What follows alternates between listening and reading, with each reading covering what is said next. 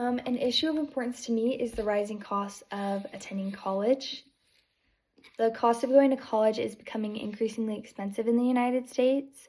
Americans currently owe over $1.7 trillion in student loan debt. Many students and families are struggling to afford college as the price of tuition is rising. And it's not only tuition that's rising, but also the price of housing and meal plans and other living expenses. Those also become a huge part of the cost. Because of this, a lot of students have to take out loans, work while they're in school, or rely heavily on their families in order to afford college. Some students are even choosing cheaper schools or deciding not to go at all because of the cost. In the 1980s, the average annual cost of attending a four-year college was around $3,500 for public and private schools combined, and that's including tuition, fees, room and board. Adjusted for inflation, this is equivalent to around $10,000 in today's dollars. However, in the 2024-2025 school year, the average annual cost of attending a public four-year university in-state was about $26,000, while private four-year universities averaged around $60,000 per year, and that's including housing and other expenses. Some colleges now cost almost as much as buying a house over 4 years when taking into account tuition and fees and housing. And even though these are really highly respected schools and they have strong opportunities, many students aren't able to attend even if they get in because of the price of attending. And so for many students, it's not about just getting accepted, but about whether they can realistically afford to go there.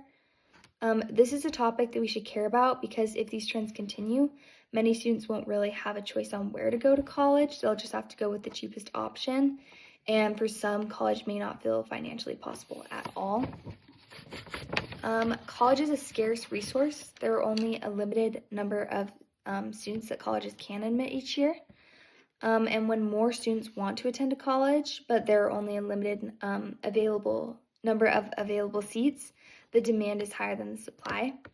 Because of this, colleges can continue to raise prices without losing the amount of students who enroll.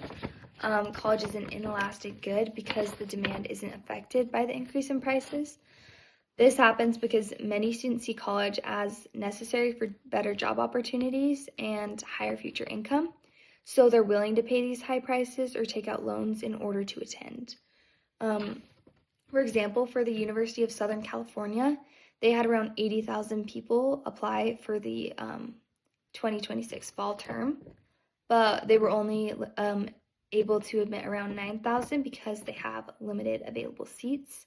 And with that much demand and limited supply, they don't have to lower the prices in order to fill those spots. Another reason why college is such a high demand is because of human capital. Human capital is the skills, knowledge, and abilities that make someone more productive in the workforce. And college increases human capital because it gives students the education and training needed for these higher level jobs with higher level pay. Because of this, many students view college as an investment in their future income.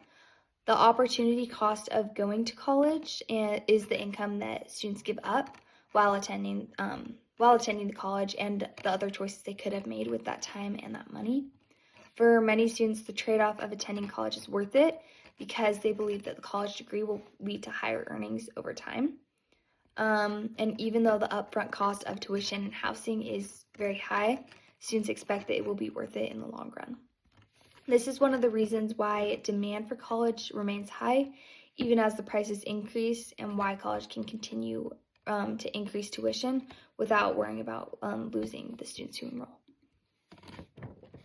Inflation means that over time, the general level of price level of goods and services increases. This affects colleges in many ways because the cost of maintaining campuses, like paying staff, building new facilities, and providing housing and food for students has all gone up. As these costs increase, colleges raise tuition in order to cover them. So even if tuition didn't increase, inflation alone would still make the overall cost of attending college go up over time. Tuition has increased much faster than wages, and this is causing a gap between what families earn and what college costs, and it continues to widen, making college less affordable over time. Even though these incomes are higher than they were decades ago, college has still become less affordable relative to those incomes. As a result, families have to rely more on financial aid and student loans to cover the difference, and this is leading to long-term debt for many students and families.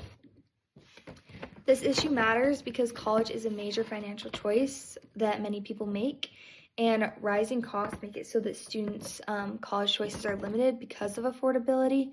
Many students can't go to the colleges that they truly want to go to because the price of attending is so high, and many students just have to attend the cheapest option.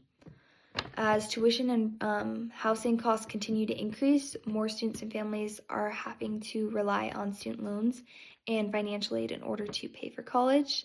This leads to higher levels of debt that can follow students for many years after graduation, and this debt affects major life choices like affording to buy a house in the long run. And these are the economic terms that apply, and here is my works cited.